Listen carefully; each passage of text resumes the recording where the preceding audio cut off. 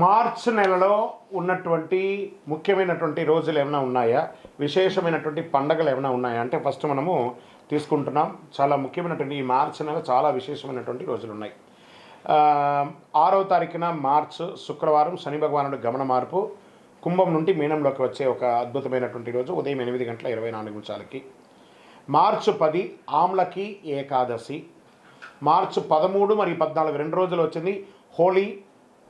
ఖాళీగా హోళికా దహనం, హోలీ యొక్క పండగ కామదహనం అనేది ఉంటుంది చూసారా, 13, 14 ఉంది.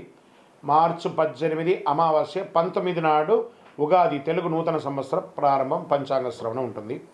మార్చ్ 25 శ్రీరామ నవమి, చాలా విశేషమైనటువంటి రోజు. తర్వాత end of the month last day నుంచి మొదలు పెడితే ఏప్రిల్ 1 వరకు అయ్యప్ప స్వామి వారి పుట్టినరోజు. ఇది చాలా విశేషమైనటువంటి మార్చిలో ఉన్నటువంటి పండగలు వాతావరణాన్ని కూడా